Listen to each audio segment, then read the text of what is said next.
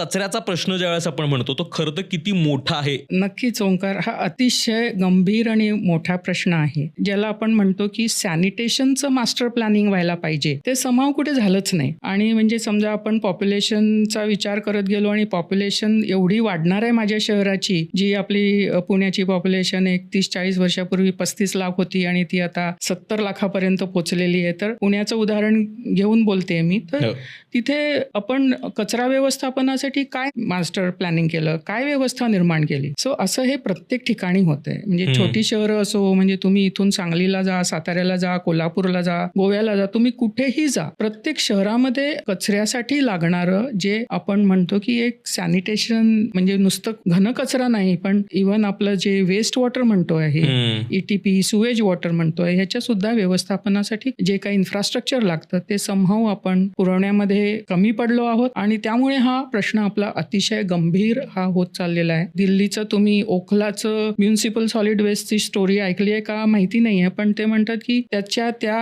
कचऱ्याचा ढीग इतका उंच झालाय की तो हिमालयाच्या 1/4 हाईटला येऊन पोहोचलेला आहे. बापरे. सो अशा टाईपचे जेव्हा आपण प्रश्न बघतो आहे आणि अशा टाईपच्या कचऱ्याची निर्मिती बघतो आहोत आणि त्या कचऱ्यामध्ये जेव्हा विघटनशील आणि अविघटनशील, म्हणजे ज्याला आपण कुजणारा आणि न कुजणारा, याच्या कॉम्बिनेशनमुळे जे सगळे प्रश्न निर्माण होत आहेत, याच्यात कदाचित आपण आता अजून जागृत नाही झालो तर आपण कचऱ्यामध्ये डुबणार आहोत.